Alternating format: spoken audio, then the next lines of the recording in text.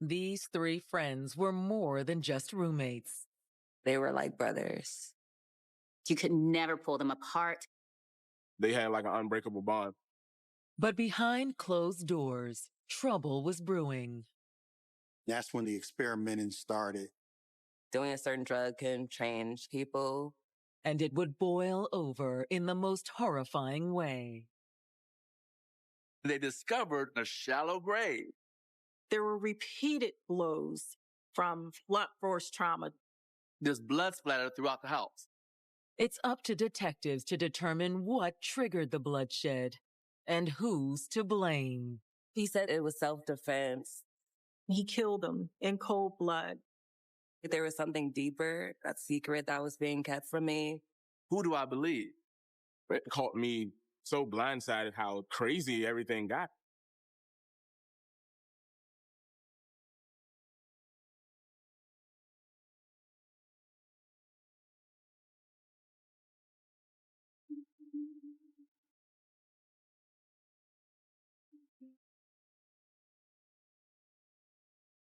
June 8th, 2014.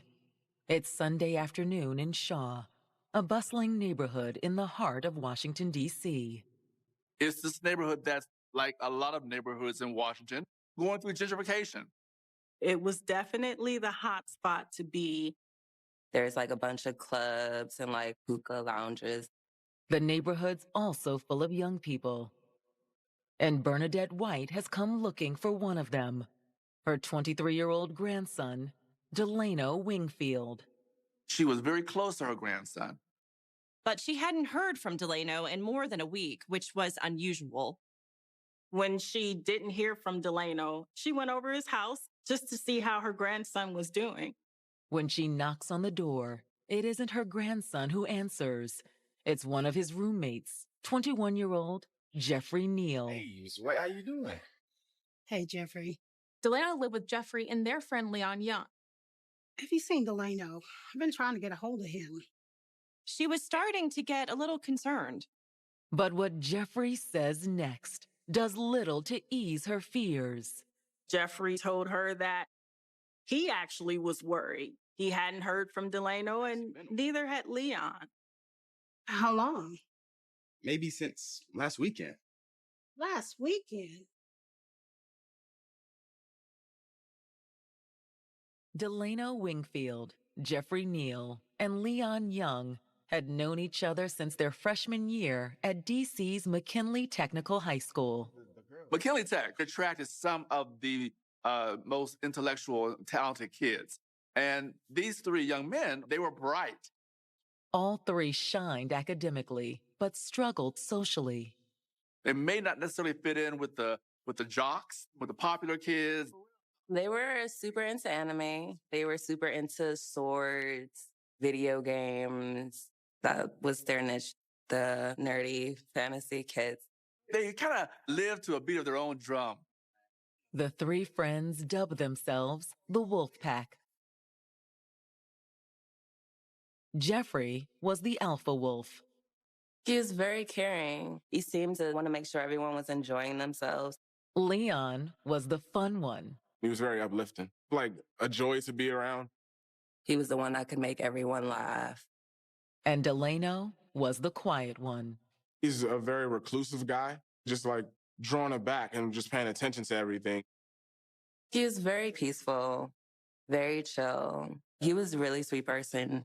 Over time, the Wolf Pack became more than friends.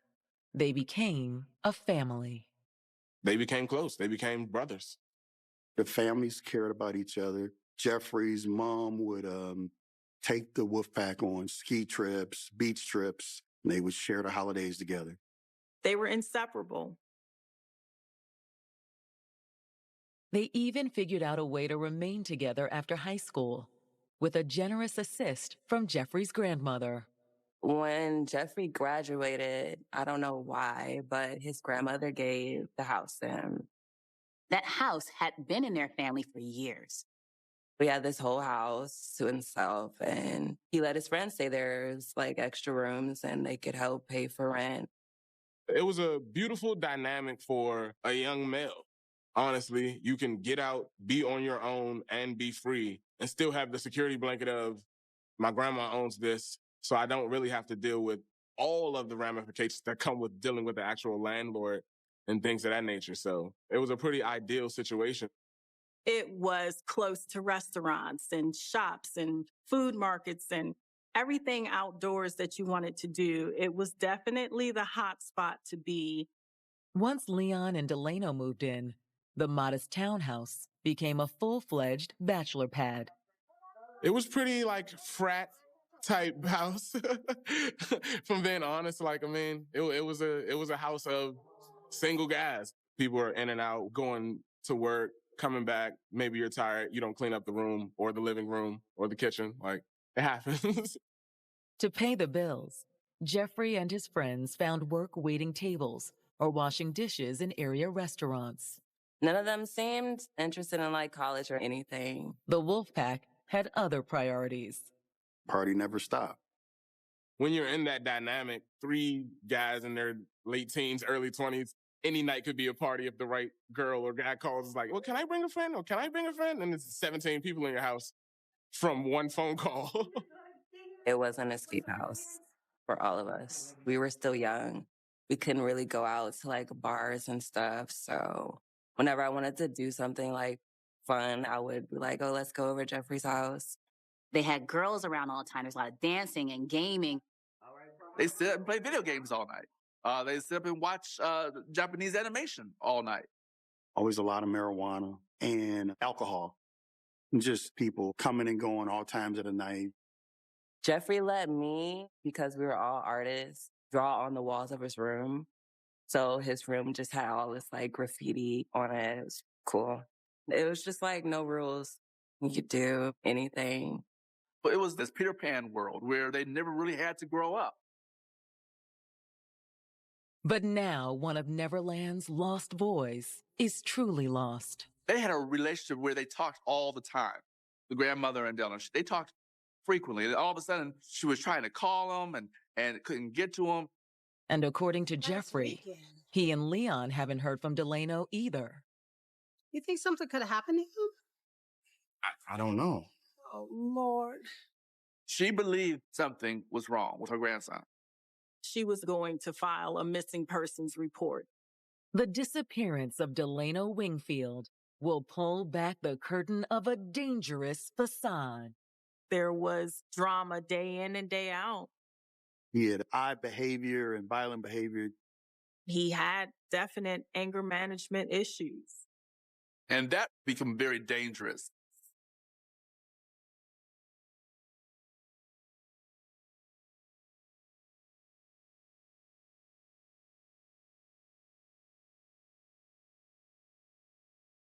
Since leaving high school, Delano Wingfield, Jeffrey Neal, and Leon Young had been living it up at a Washington, D.C. townhouse.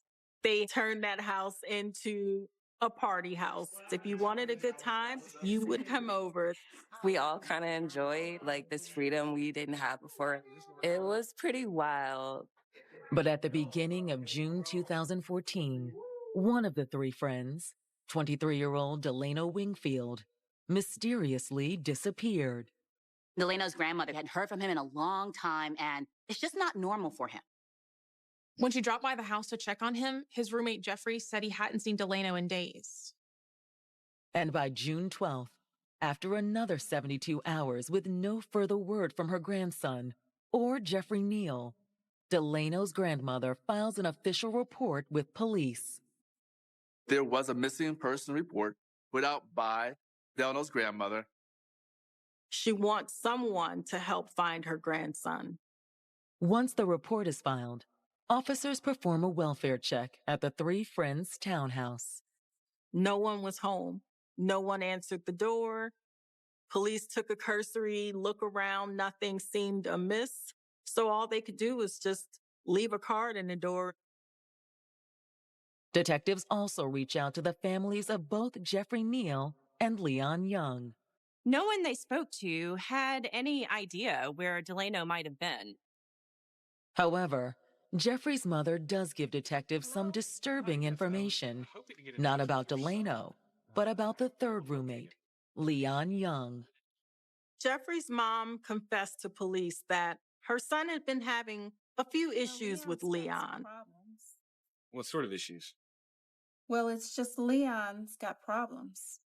Jeffrey's mom went on to explain that Leon had had some mental issues in the past. Do you think he's dangerous? Based on what Jeffrey's told me, yes. Jeffrey's mom explained to police that Leon could, on many occasions, become enraged and out of control and aggressive. Leon even pulled a knife on Jeffrey once. Really?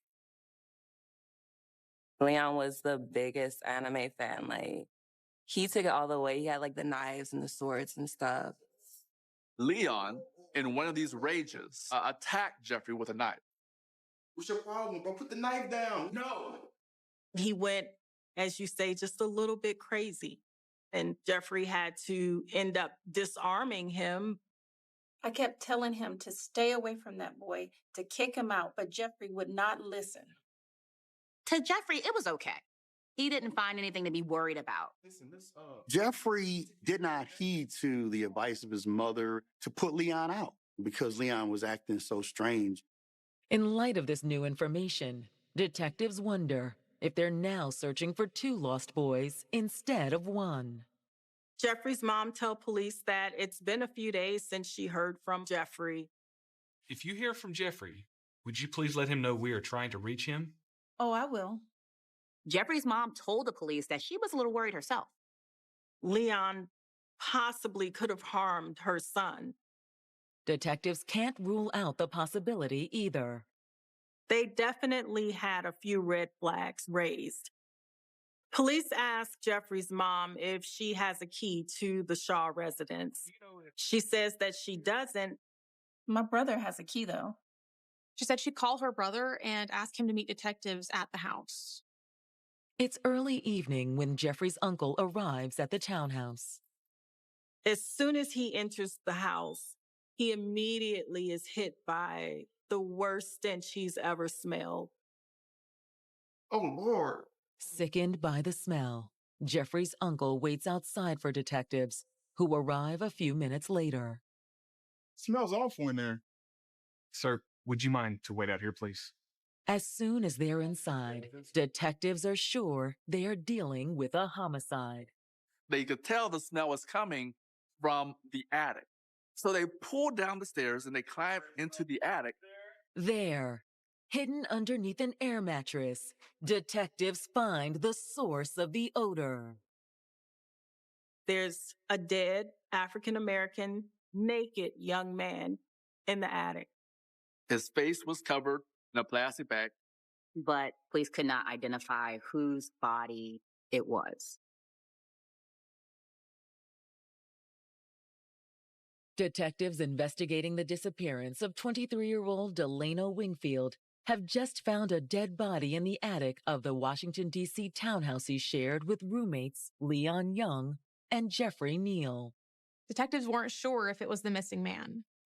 His face was covered in a plastic bag. He was completely nude. This dead body looked to have been decomposing for a few days. In the stifling attic, detectives carefully remove the plastic bag from the victim's head, but are unable to determine his identity. There was severe blunt trauma to his head.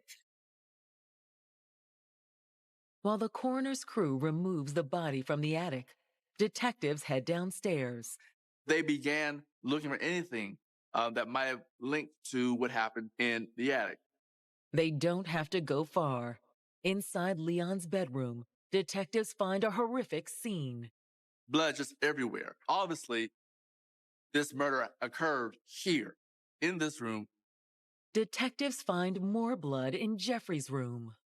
Was this an argument and it went from one room to the next? Finally, detectives find what they believe to be the murder weapon. They found a bloody hammer. If somebody is wielding a hammer, that means blood is going to be splattering. Alongside what detectives have learned from Jeffrey's mother, the clues at the scene suggest a possible scenario. Maybe after Delano's grandmother came to visit, Jeffrey had confronted Leon about the disappearance and things turned violent. Unsure of the dead man's identity and still unable to contact any of the three roommates, detectives begin digging into Leon's mental health history. It was found that Leon had just been hospitalized just a few weeks ago. Leon had been in the psych ward. There was a diagnosis of him being homicidal in nature. And not long after his release, Delano disappeared. Detectives issue an APB for Leon Young. Police are wondering, did he murder the man that was found in the attic? Detectives still don't know just whose body was in the attic, but a surprise phone call the next day allows them to rule out one of the roommates. Police get a call from Jeffrey's mother. She tells them that her son, Jeffrey, is indeed alive, and he wants to talk. That afternoon, Jeffrey comes into the station.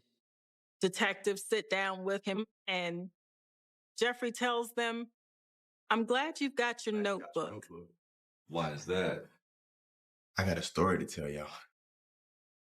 Jeffrey tells police that the body they found in the attic is that of Leon Young. Leon?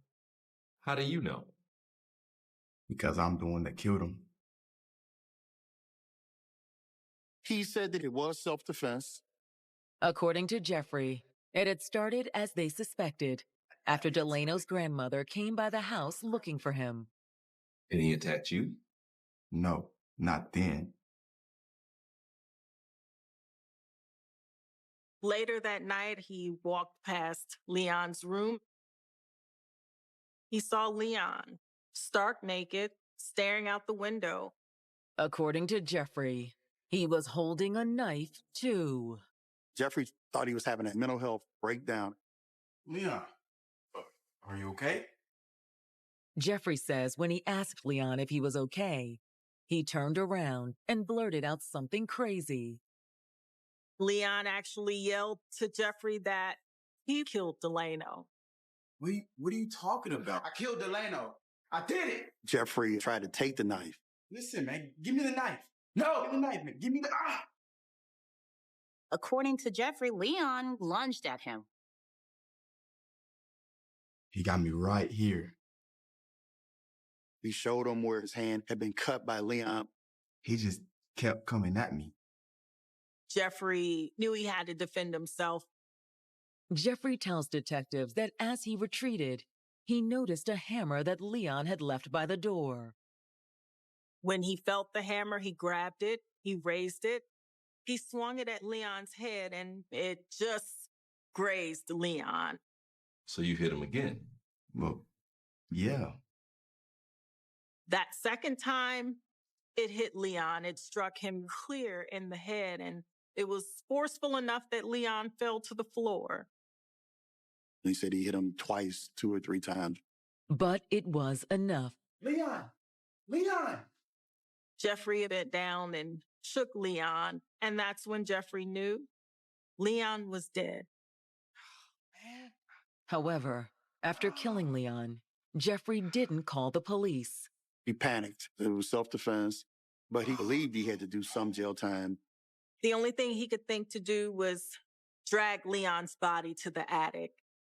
So you put the bag over his head? Yeah. He was bleeding very, very bad. But other than that, he was completely naked? Almost. Jeffrey told detectives that when Leon confronted him, that he was completely nude except for a pair of socks. Then, once the body was in the attic, Jeffrey had fled. He grabbed Leon's keys and he jumped in Leon's car and just hit the highway with no destination. Jeffrey says that as he drove south alone, he'd eventually come to his senses. He knew he couldn't just leave his friend in the attic. He turned the car around. He went straight to his mom and asked if his mother could contact the police. But one question remains. Why would Leon kill Delano? Well, it's complicated. Jeffrey said that the wolf pack weren't just best friends. There was a love triangle between the boys.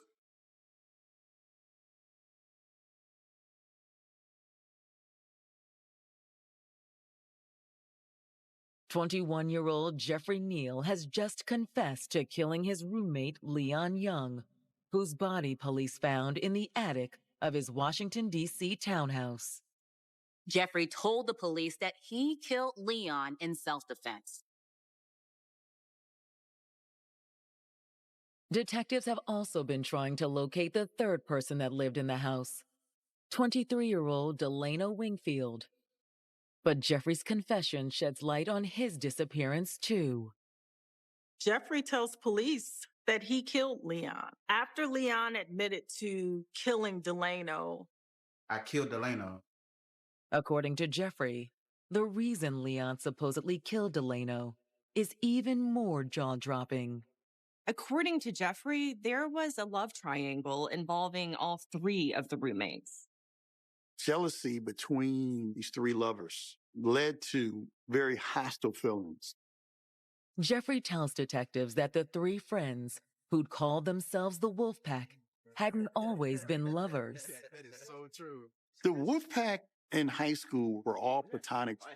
There were never any sexual contact. But Jeffrey says that after a year of living together under the same roof, his friendship with Leon had evolved. Well, me and Leon, we was just messing around. Jeffrey tells police that they never set out to be in a relationship together, that it just grew over time. I think that Leon probably saw it as a more serious relationship, whereas Jeffrey saw it as a casual thing. Despite his reservations, Jeffrey says he did little to hide his relationship with Leon. They would hold hands and walk together at times. And Delano, what did he think about you and Leon? He was cool with it. However, Jeffrey does say that being in a relationship with Leon was a constant struggle. Jeffrey painted this picture of a man who was struggling with his own mental illness and drug use.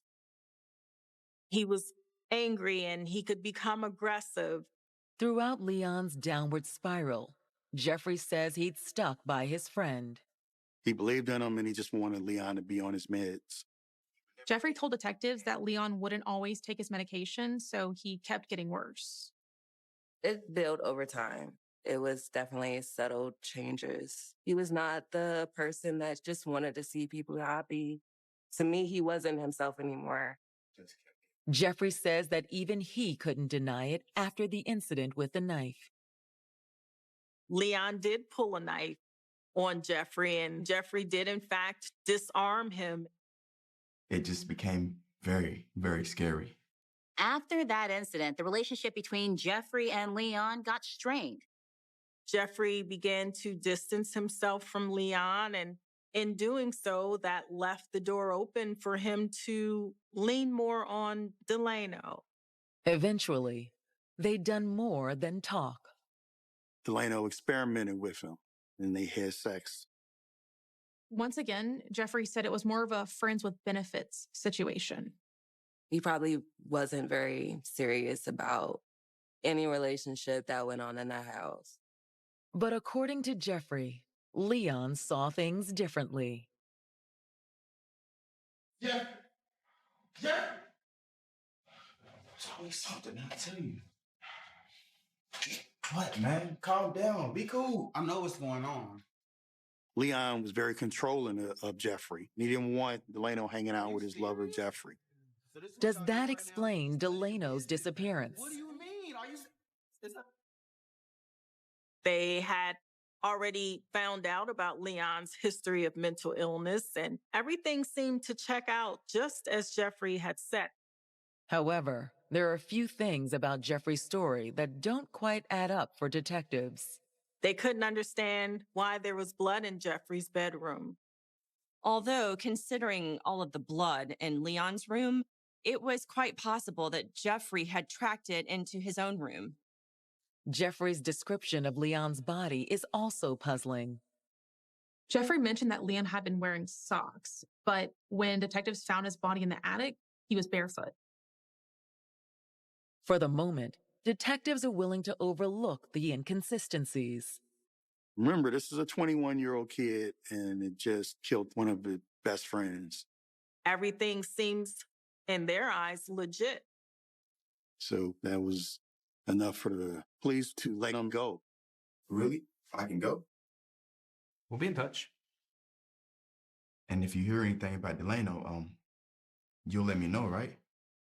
He was very concerned. Delano wasn't just his friend. Delano was also Jeffrey's lover. You'll be one of the first people we contact. But when detectives follow up with the Wolfpack's friends, they'll discover a secret about Jeffrey he'd rather have kept hidden. Leon wasn't the only one in the group who lashed out in anger before. No one ever suspected that either of them would have turned on the other. He hit him and kept punching him.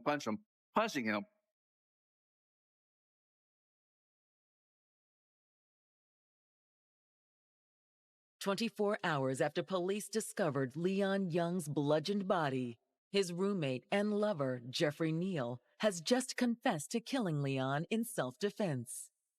Jeffrey told authorities that Leon came at him with a knife. However, what happened to Jeffrey's other roommate and lover, 23-year-old Delano Wingfield, is less certain. Jeffrey told detectives that Leon confessed to killing Delano shortly before his death.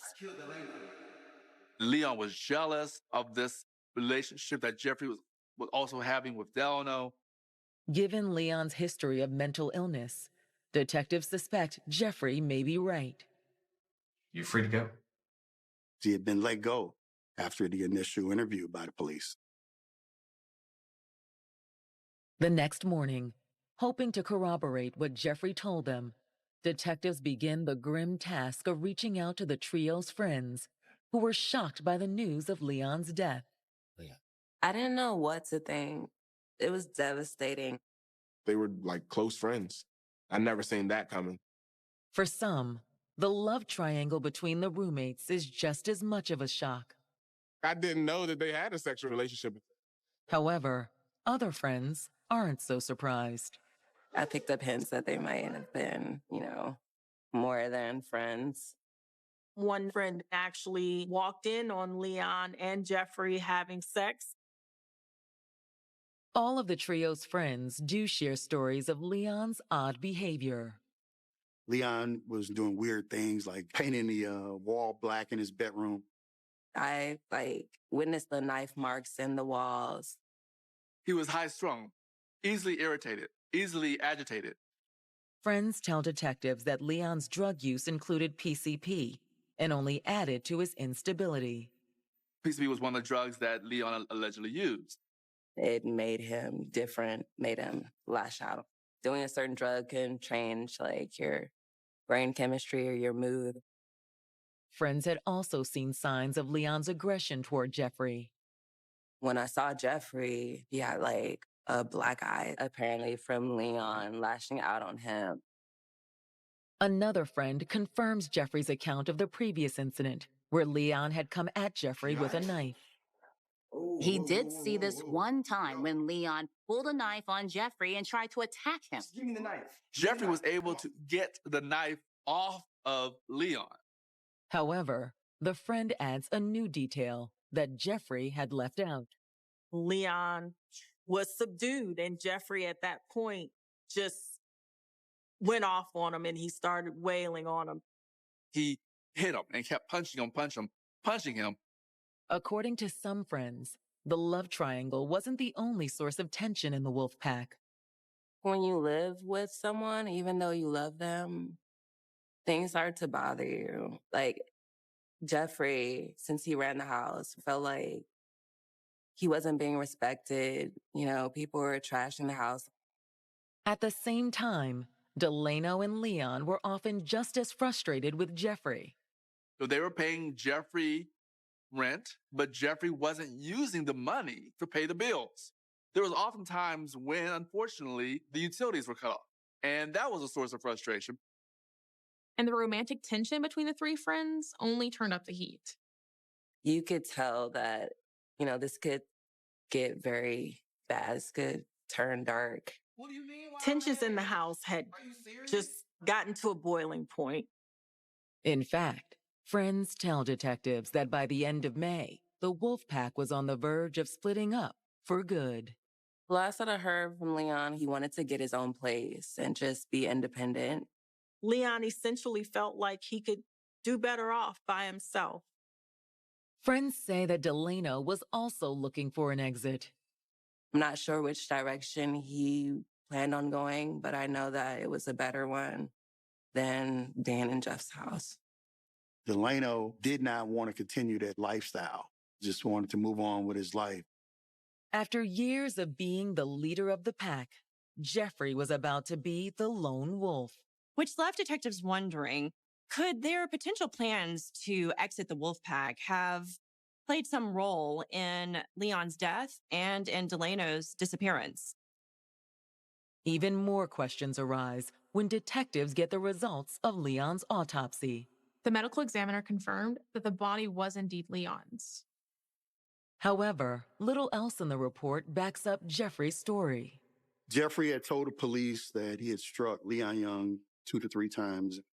The medical examiner report showed that Leon had been struck in the head with a hammer as many as 25 to 30 times. Detectives already had reports from friends about an incident where Leon had attacked Jeffrey with a knife. And Jeffrey managed to wrestle the knife away from Leon, but he still continued to punch him repeatedly. Was it possible things had gotten similarly out of hand? Not according to the autopsy. According to the medical examiner, Jeffrey likely killed Leon while he was sleeping.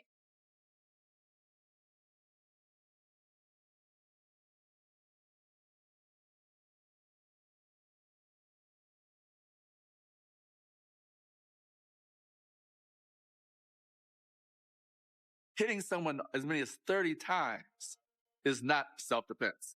That's murder. But is Leon Jeffrey's only victim?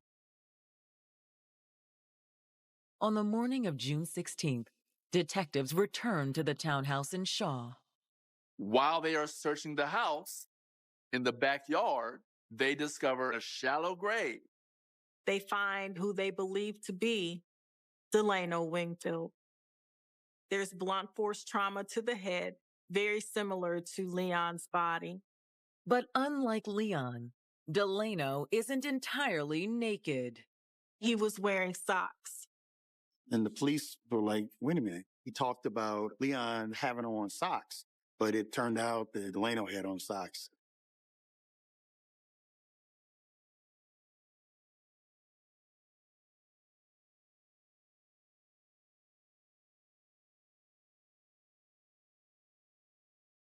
On June 16, 2014, 4 days after police found Leon Young dead inside the Washington, D.C. townhouse he shared with Delano Wingfield and Jeffrey Neal, detectives have just made another gruesome discovery.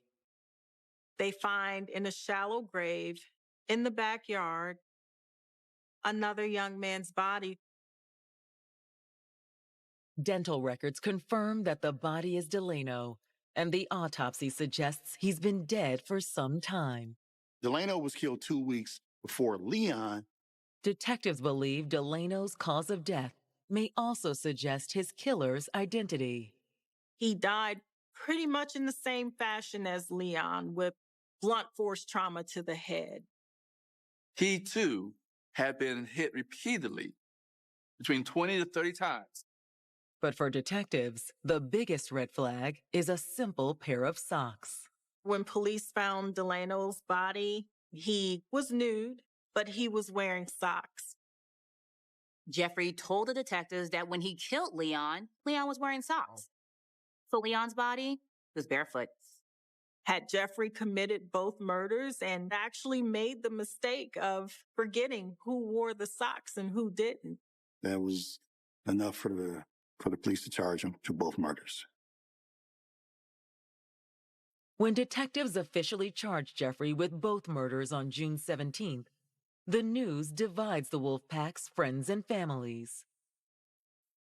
I don't know his reasoning, but from what I can gather, it had to be that. It had to be the lover scorn. I don't want this situation to change. He didn't want to lose that, and he was willing to kill for it. Others remain convinced that Leon was the real danger. From what I know about Leon, it's easy for me to believe Jeffrey. When Jeffrey goes on trial in July of 2017, the prosecution downplays the fact that the three friends were also lovers.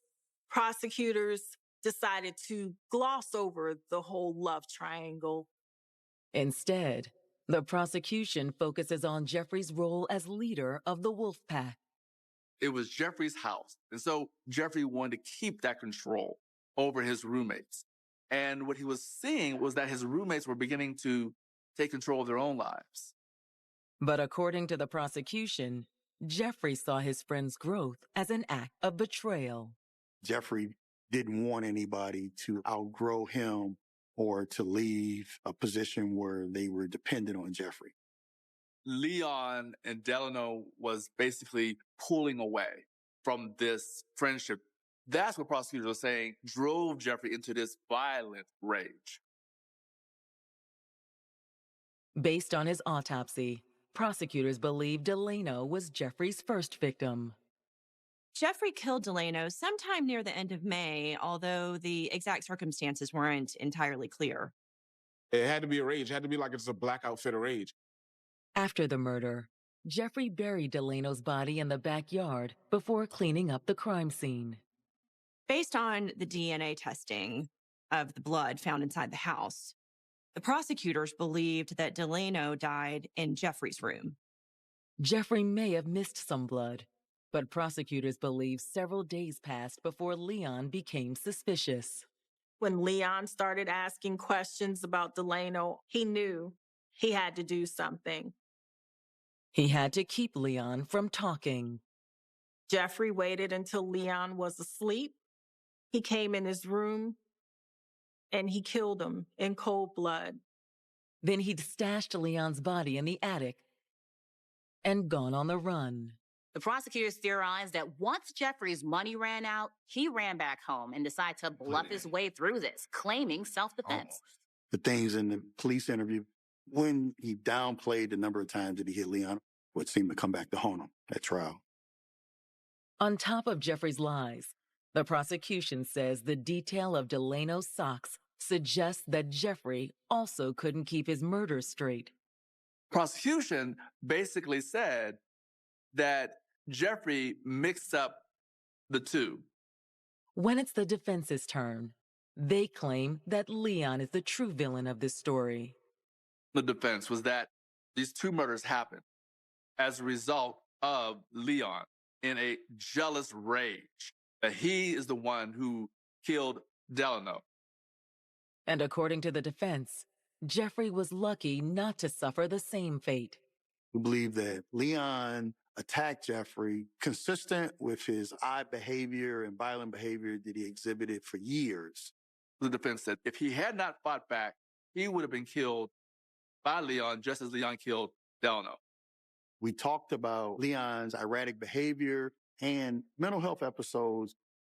But will that be enough to sway the jury? They found Jeffrey Neal guilty of murder of both Leon and Delano. And he was eventually sentenced to more than 60 years in prison. Today, the Wolfpack's friends remain divided on whether Jeffrey got what he deserved. Honestly, justice doesn't tend to work a lot of times. So for justice to actually prevail this time, I do appreciate that. I feel like they didn't really give his defense a chance. I feel like they just wanted to lock someone up for what happened to Delano, and they couldn't do it with Leon, so they did it to Jeffrey. But no matter which side they believe, one thing is true. 3 bright futures, once linked in friendship, are now forever fused in tragedy. They thought they had someone that would be there for them like another brother would. I don't think any of those three young men, when they first said hello to each other, set about to be in this position today. It's really sad to know that friends can go this askew.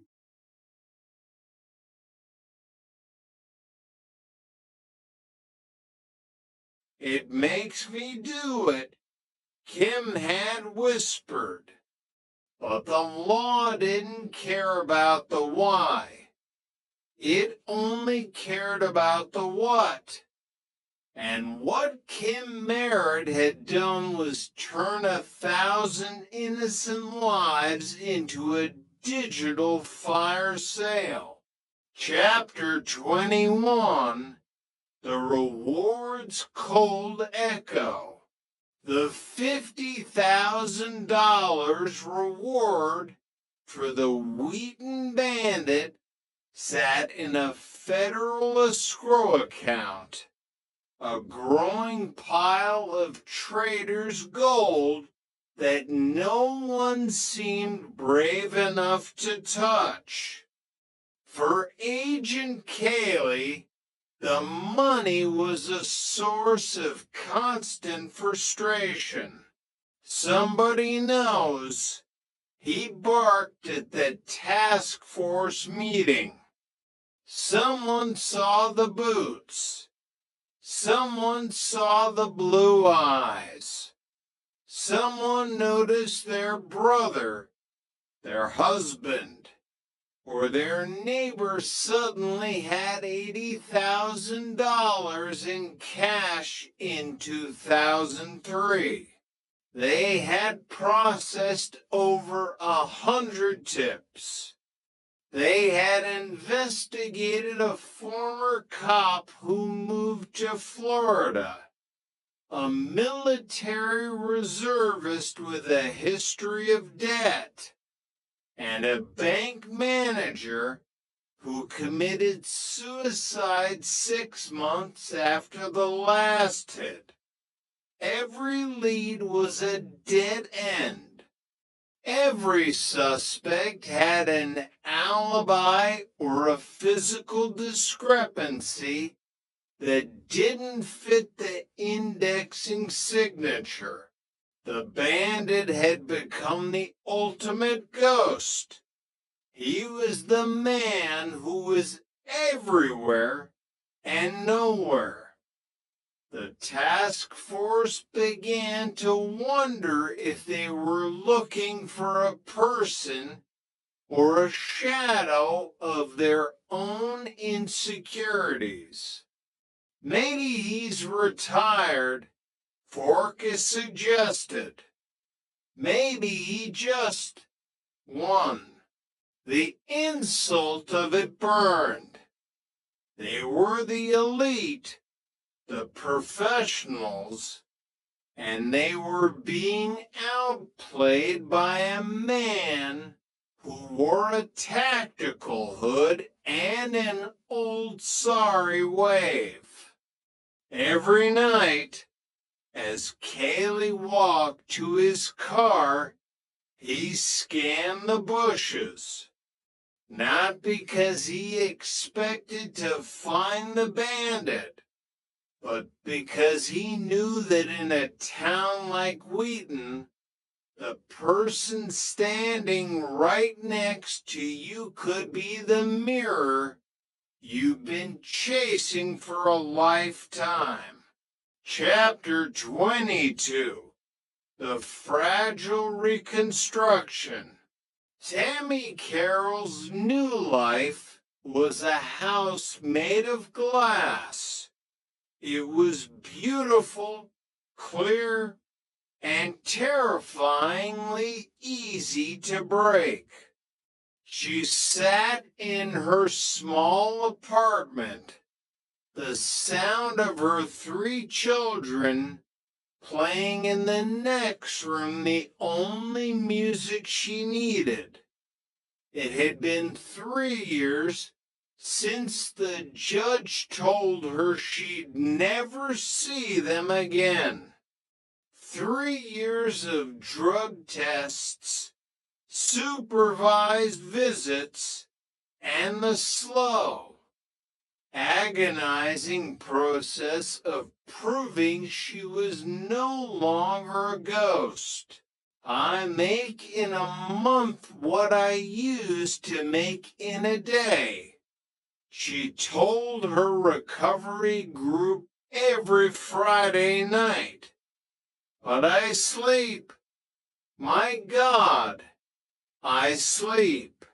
The forgery ring was a memory that felt like a different life.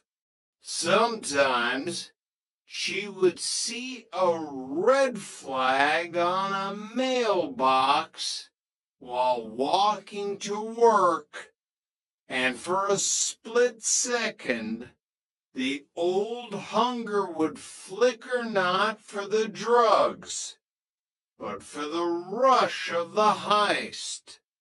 Then she would look at her hands, no longer stained with ink and acetone, and the feeling would pass. But the world doesn't forget as easily as a person changes. Every time she applied for a better job or a new apartment, the background check brought up the name of Michael Schreckingist and the Harley case. She was a survivor, but she was also a permanent resident on a blacklist. I'm using my past to help others, she whispered to herself. It was her new mantra. She knew that identity theft was a crime that never truly closed its books. She had stolen Virginia Dessat's peace, and now she was spending the rest of her life trying to pay back a debt that had no interest rate, only the weight of a guilty conscience. Chapter 24: The Harvest of Phantoms. In the sterile, white-tiled corridors of Dr. Martinez's Chicago clinic, the harvest was a silent, daily operation. To the outside world, he was a leader in pain management, a man who gave mobility back to the broken. But to the federal auditors, he was an expert in the upcode. He didn't just bill for surgeries, he billed for the idea of them. A simple injection for back pain became a complex laminectomy on the insurance forms. A 5-minute consultation became a comprehensive neurological assessment. The millions floating, hidden behind a firewall of medical jargon and intimidating prestige. He targeted the elderly, an investigator noted, flipping through a mountain of compromised files. People who didn't understand the bills. They just knew their back hurt and the doctor was a nice man. He was eating their life savings, one fraudulent code at a time. When the feds finally raided the clinic, they didn't find stolen jewelry or piles of cash. They found boxes of templates Pre-written surgical reports were the only thing that changed was the name of the patient. It was a factory of falsehoods run by a man who had replaced his stethoscope with a calculator. Chapter 25.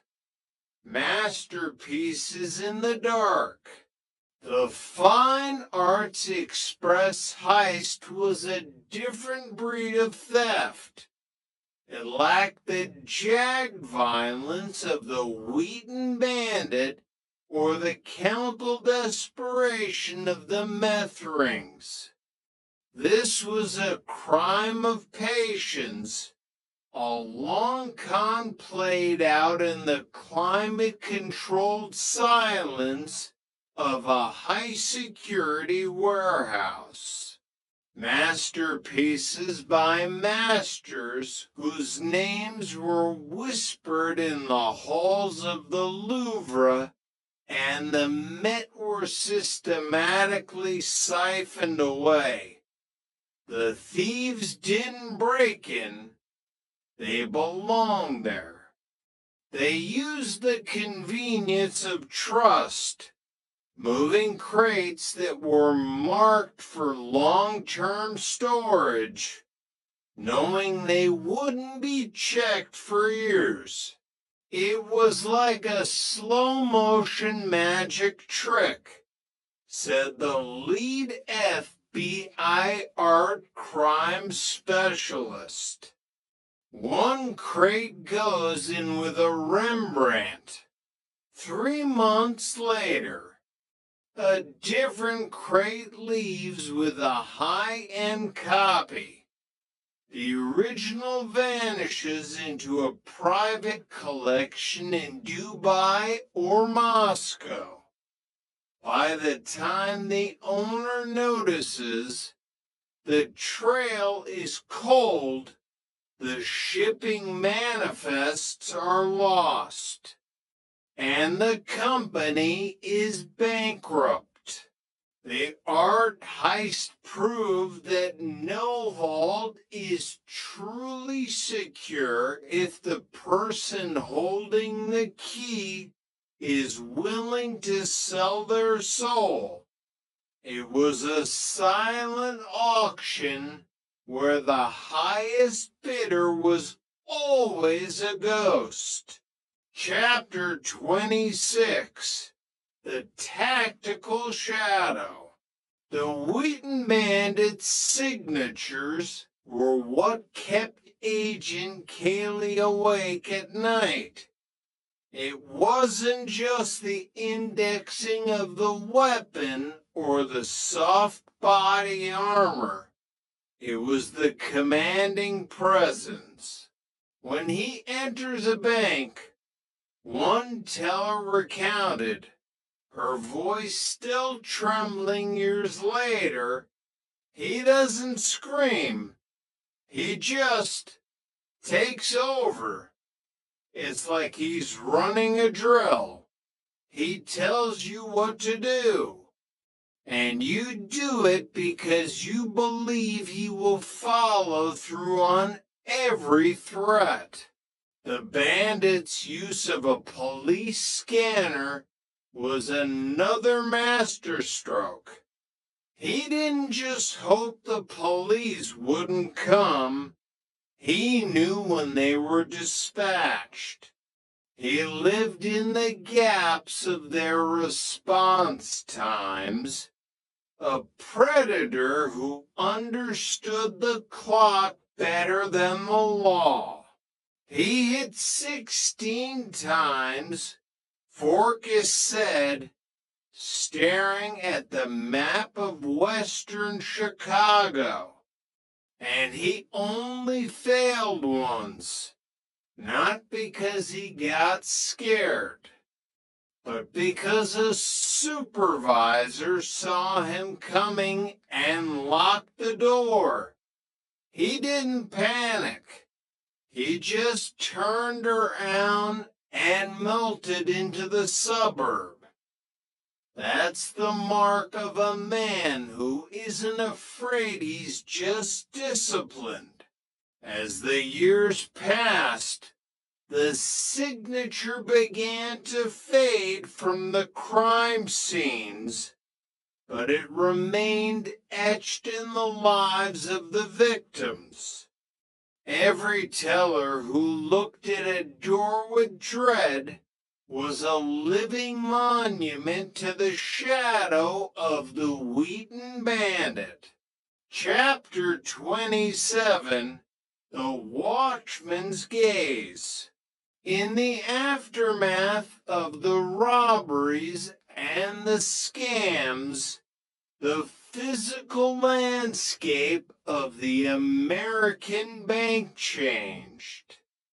The no hats, no hoods, no sunglasses signs at the West Suburban Bank were more than a policy. They were a new social contract. We ask our customers to be seen, a bank manager explained. The anonymity that the bandit relied on is gone. If you want to walk into this building, you have to show your face. The greeter initiative was the final piece of the defensive puzzle. It wasn't about customer service. It was about the eye contact deterrent. By stationing an employee at the door to engage every person who entered, the banks were letting the predators know, we see you. We know you are here. But for the experts like Jim Stickley, even these barriers were just obstacles to be navigated. A greeter is just someone else to lie to, Stickley would say with a cynical grin. The more you try to secure the door, the more I'll look for the window. The war between the thief and the watchman was eternal, a revolving door of technology and psychology where the prize was always the same, our trust. Epilogue, the perpetual watch. The sirens have long since faded for Michael Schreckingist, now serving his tenures in a Colorado prison. The RV on the plains is likely hauled away, but the Wheaton Bandit's blue eyes still watch from the sketches. A reminder that some ghosts never leave. The war continues. The CFI fraud unit, the FBI task forces, and the Jim Stickleys of the world are the new thin blue line. They guard the gates of our identities, knowing that somewhere out there, a red flag is being raised on a mailbox, a doctor is billing for a ghost surgery, and a man is indexing his weapon, waiting for the sun to rise over a bank in Wheaton. The heist never ends. It just changes its mask. The end. The ghost in the machine. The rise and fall of Albert Talton. Prologue, The Specimen Vault. Deep within the labyrinthine corridors of Washington, D.C., where the air is filtered to a sterile chill and the silence is guarded by men with sidearms, there exists a room that should not, by any logical extension of a free economy, need to exist. It is known as the Specimen Vault. The walls are lined with acid-free steel drawers, each one containing the DNA of a different financial crime. Agent Kelly Harris stepped into the vault, her heels clicking rhythmically against the reinforced floor, a sound that seemed to echo back from the ghosts of failed schemes stored in the dark. To the uninitiated, the room looked like a library for a civilization that only valued one thing: the American dollar. Thousands of bills were filed here, forgeries, ghosts of transactions past, echoes of desperate men trying to conjure value out of thin air. She pulled a drawer labeled Digital Strain to 005 LA001. Inside lay a stack of $100 bills. To a casual observer, they were masterpieces.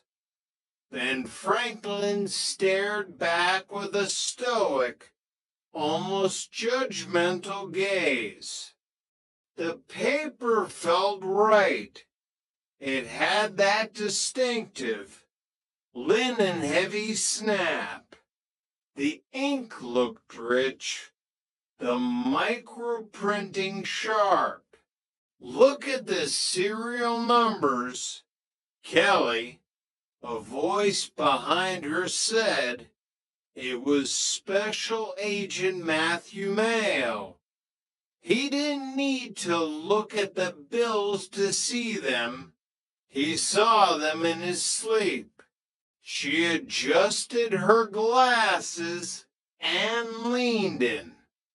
Every bill in this specific stack bore the same plate numbers, H2 and H38.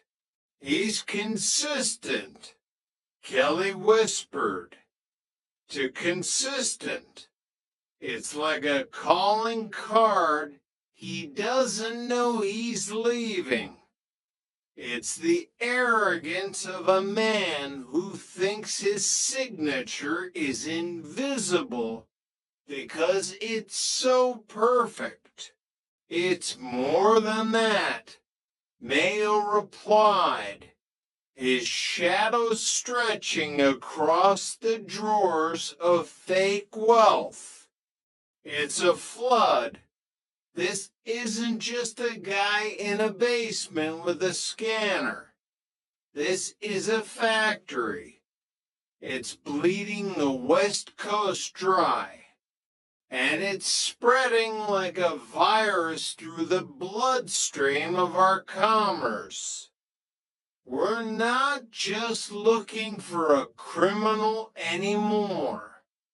We're looking for a glitch in the sovereign power of the United States. We're looking for the man who figured out how to manufacture the American dream with a consumer-grade printer. Chapter 1, The Mechanic of Inglewood. Lawndale, California, 2004. The heat in the body shop was a physical weight, smelling of Bondo, burnt rubber, and cheap coffee. It was the kind of heat that made your clothes stick to your skin and your thoughts turn slow and sluggish. Albert Talton wiped a bead of sweat from his forehead with a grease-stained rag. At 41, Albert was a man of quiet intensities. His hands, though currently covered in the grime of other people's car repairs, were the hands of a surgeon or an artist or an engineer who had walked away just before the finish line.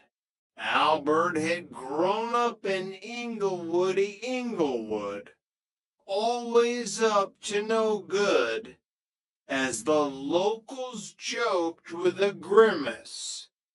It was a neighborhood where the sun seemed to bake the asphalt into a permanent state of tension, where sirens were the soundtrack of the night. He had seen the gangs, the drug trade, the quick money hustle. Most kids he knew saw the streets as a path to power. Albert saw them as a series of broken systems. His obsession with how things work began early. While other kids were learning how to aim a pistol, Albert was taking apart a Bose speaker system in his garage. He wanted to understand how such a small box could produce such a deep, soul-shaking bass.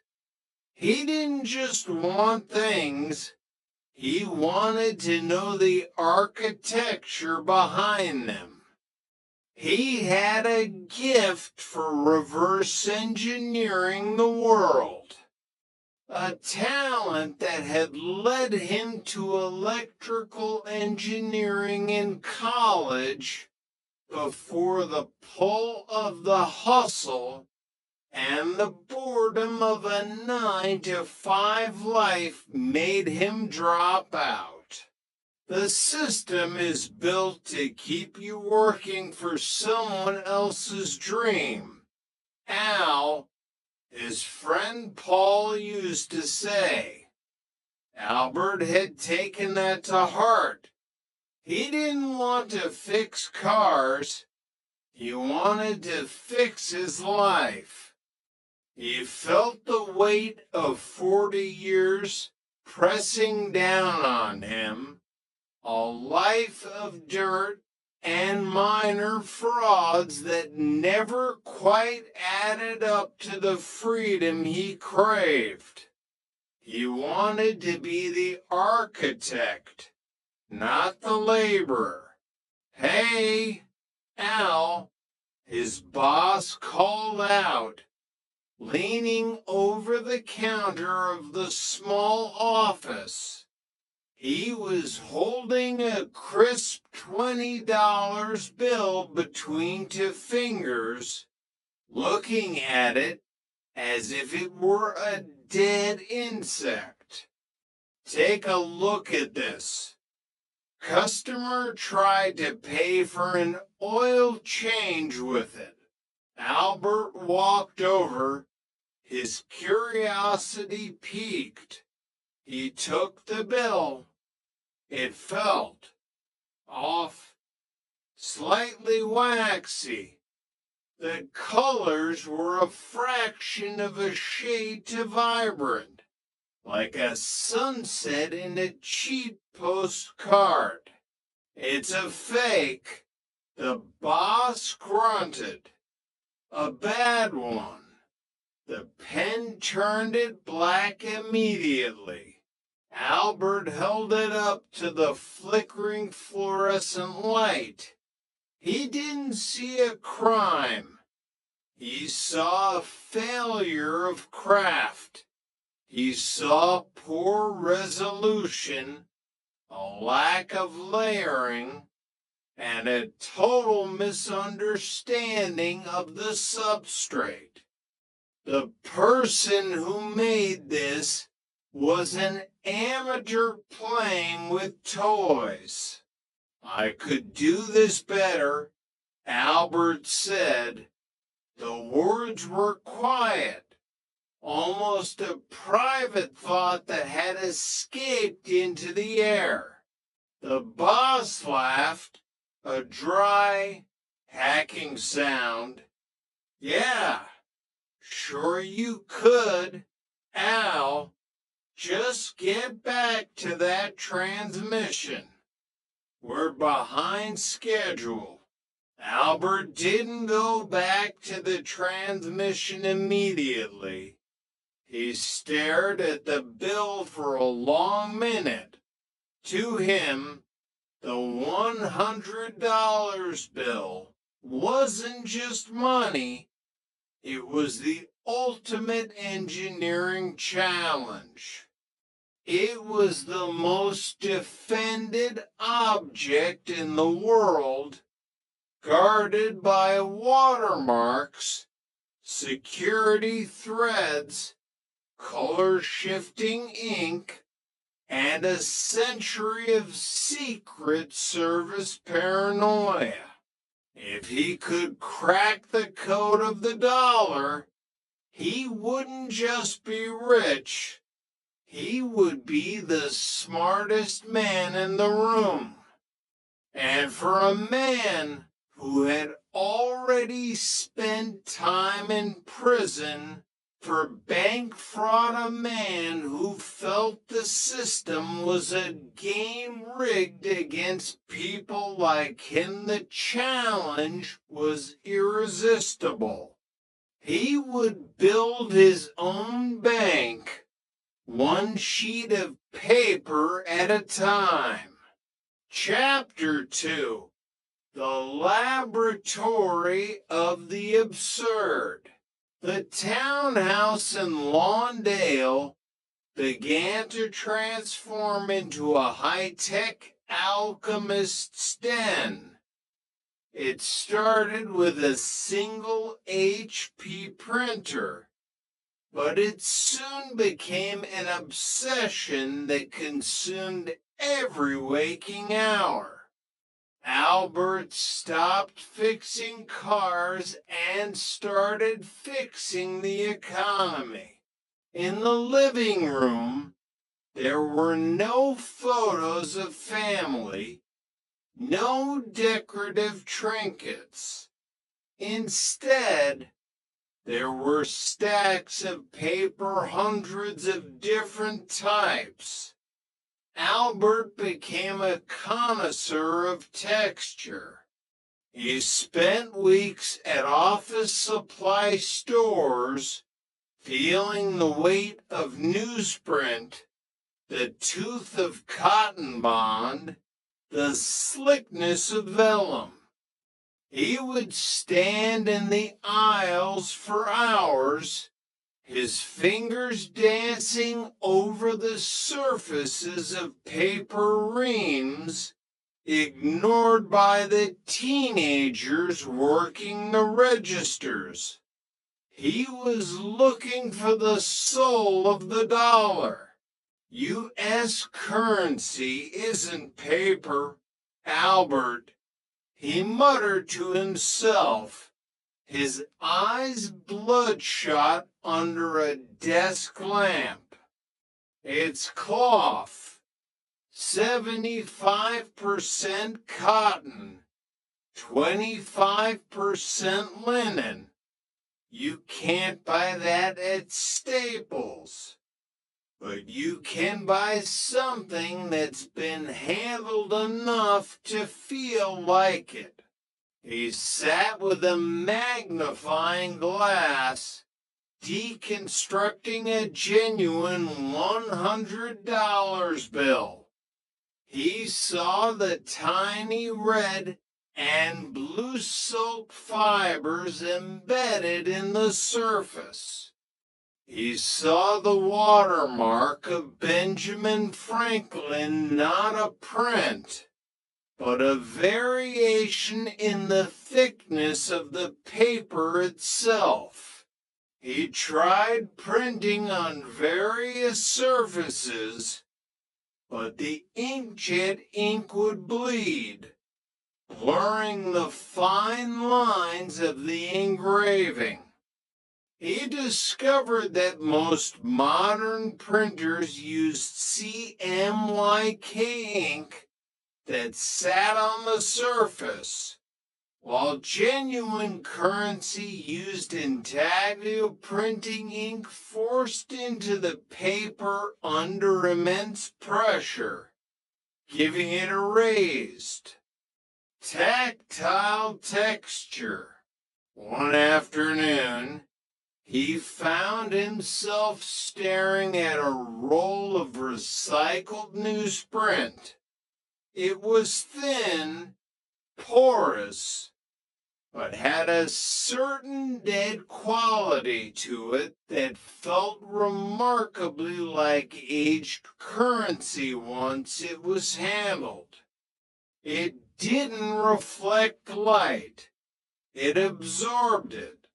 He had a breakthrough, the sandwich method.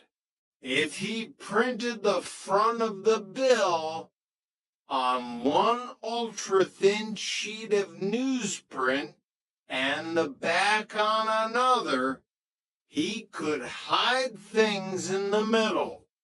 He spent 3 days perfecting a glue mixture, a secret concoction of starch and adhesive that wouldn't make the paper stiff or brittle. Inside the sandwich, he printed a faint, mirrored image of Ben Franklin. When held to the light, it appeared as a watermark. He did the same for the security thread. Using a thin strip of polyester film, he'd salvaged and printed with microscopic text. But there was still the problem of the pen. Every cashier in America had that yellow highlighter, the iodine-based detector. If the paper contained starch, the iodine would react, turning the mark a damning black. Albert tried everything to neutralize the reaction. He tried chemicals, bleach, and even specialized coatings he stole from the body shop. Then he looked at his girlfriend Allison's vanity, a can of Aquanet hairspray. He sprayed a test sheet of newsprint, let it dry, and ran the counterfeit pen across it. The mark stayed bright, beautiful, golden orange. The chemicals in the hairspray created a barrier that prevented the iodine from reaching the paper starch. Not white rain, he noted, scribbling in a notebook. To flaky. Aquanet has the grip, the shine, the protection. It seals the lie. Albert smiled. It was a predatory smile. He had defeated the first line of defense with a $3 can of hairspray. He was no longer just a mechanic. He was a ghost in the machine of the American economy. Chapter 3, The Pawn's Opening. David Goldberg was a man who lived in the margins of Lawndale. He was a longtime friend of Albert's, a man who appreciated the quiet life, but was always plagued by the lack of funds to enjoy it. He arrived at Albert's townhouse one Tuesday afternoon, expecting a game of chess. David stopped in the kitchen doorway, the scent of chemical adhesive and ozone from the printers hitting him like a wall. Why is there a rack of hundreds in your oven? Are we eating Ben Franklin for dinner? Low heat, Albert explained, not looking up from a specialized paper cutter. It sets the ink. It gives it that slightly toasted, circulated feel. Take one. Dave, tell me what you see. Don't think about what it is. Think about what it feels like. David reached out and picked up a bill. It was warm, like it had just come out of a dryer. He ran his thumb over Ben Franklin's coat. He felt the ridges Albert had simulated through a clever layering of digital ink. He held it up to the light and saw the ghost of the watermark staring back. Is this real? David whispered, his hands trembling. It's better than real. Dave, Albert said, finally looking up. His eyes were burning with a terrifying pride. The real stuff is old. It's clunky. This is digital. This is the future. I've reverse engineered the U.S. Treasury. David felt a cold sweat on the back of his neck. You're going to get us killed, Al, or worse, sent back to the yard. You remember the smell of that place? The gray walls and the way the sun only hits the yard for an hour a day. I'm not going back for some printer ink project. My heart can't take another bid. No one is getting caught, Albert said, standing up and towering over his friend. He walked over to David and put a hand on his shoulder. The Secret Service is looking for guys with offset printing presses and engraved plates. They're looking for the wolf for some international syndicate. They aren't looking for a guy with an HP, inkjet, and a can of Aquanet. We're invisible because we're ordinary. Albert leaned in, his voice dropping to a conspiratorial whisper. I need someone I can trust to help with the assembly, the gluing, the cutting, the hairspray. $60 an hour. Dave. Cash. Real cash at first. Then, whatever you want. Think about the life you could have. No more scraping by. No more fear. David looked at the money in the oven. It represented a life he'd never had. A house. A car. Security. What's the plan for getting it out there? David asked. The drug model, Albert said simply. Pyramid distribution. We build a network so wide that by the time a bill hits a bank, the person who spent it doesn't even know your name. I'm the factory. You're the foreman. The streets take care of the rest. Chapter 4, The Broker and the Best Friend.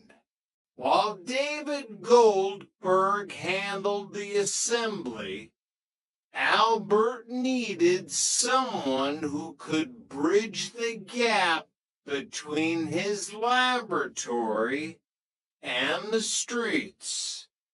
He needed someone who knew how to move product without attracting the wrong kind of attention. He turned to Paul McCory. Paul and Albert had been best friends since they were 17.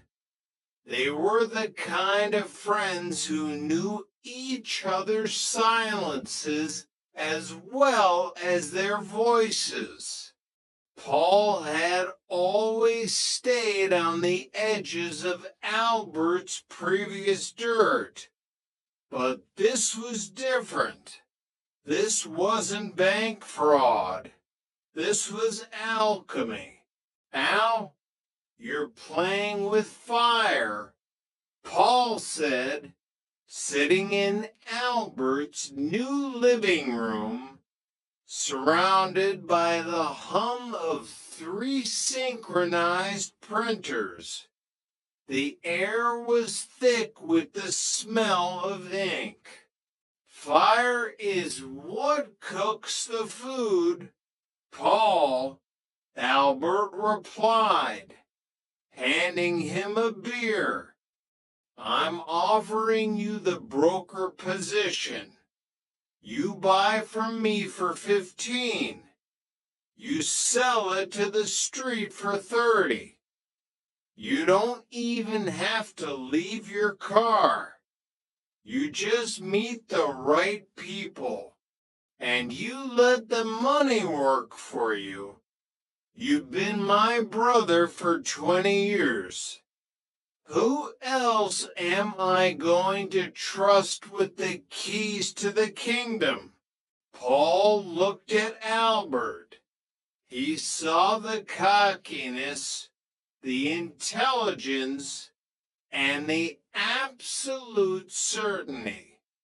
For a long time, Paul had been a law-abiding man, but the sight of the Mercedes parked outside Albert's townhouse was a powerful argument. The allure of easy money was a siren song that Paul couldn't resist. All right, Paul said, taking a sip of his beer.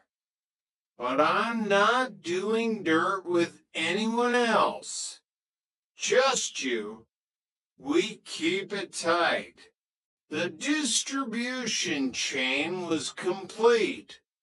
Paul McCory and Troy Stroud became the twin engines of Albert's economy.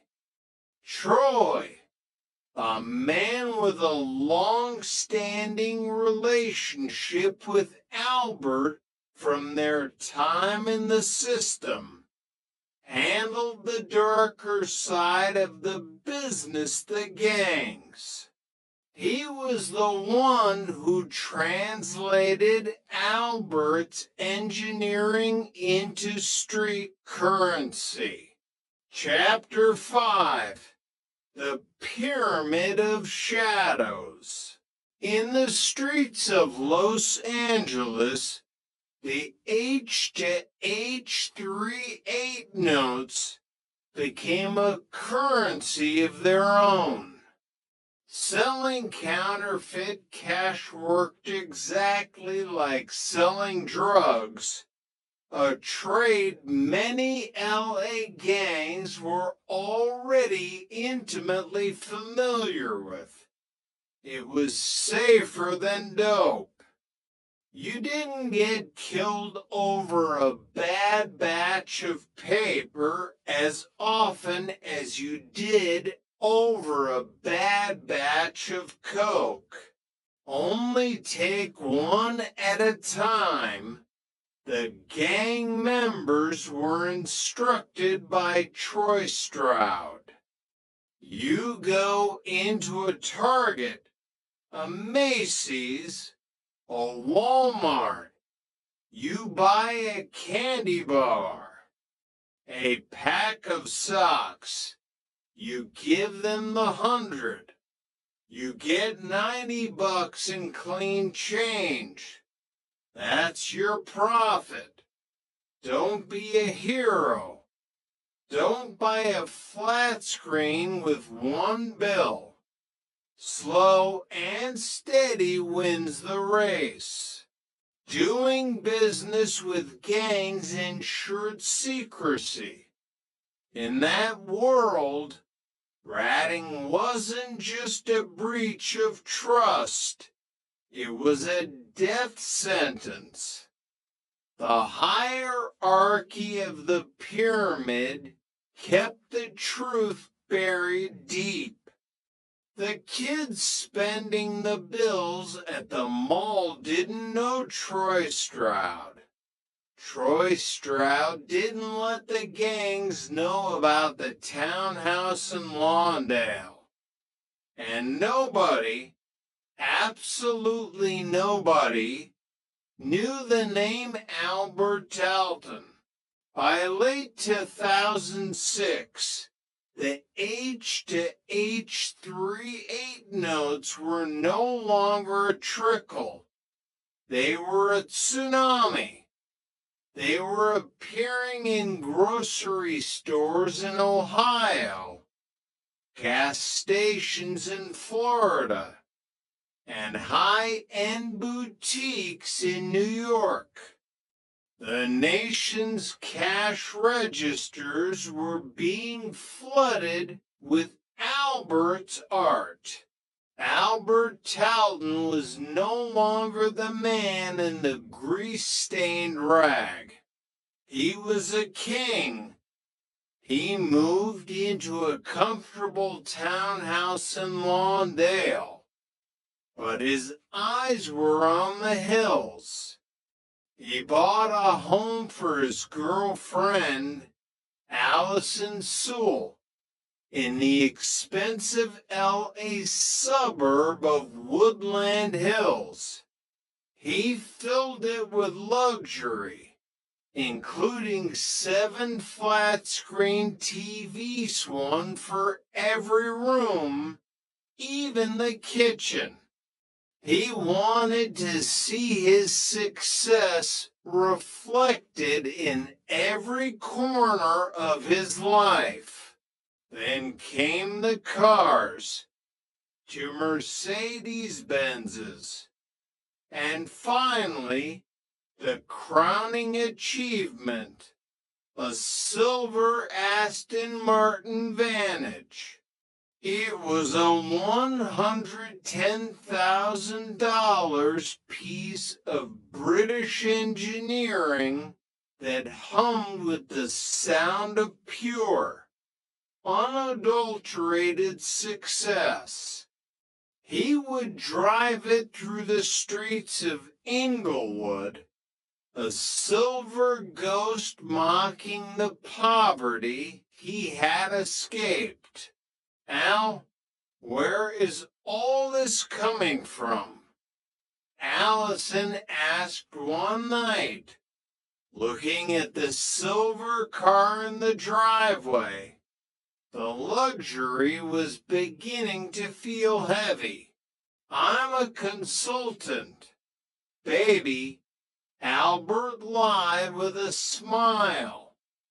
I'm consulting for the government on how to make things better. I'm an engineer of opportunity.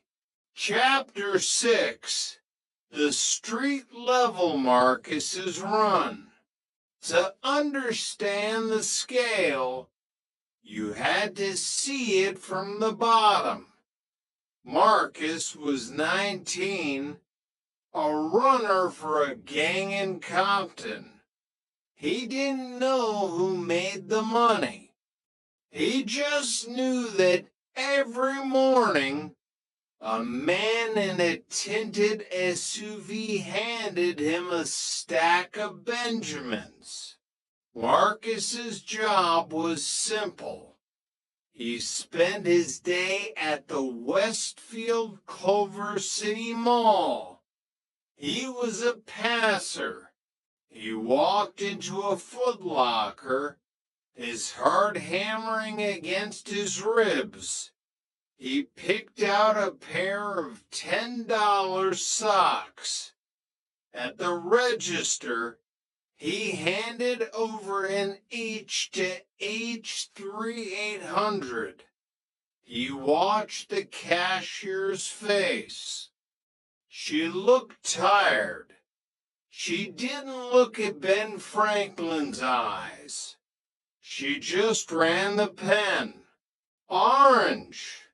She handed him $90 in clean, crisp 5s and 10s. Marcus walked out.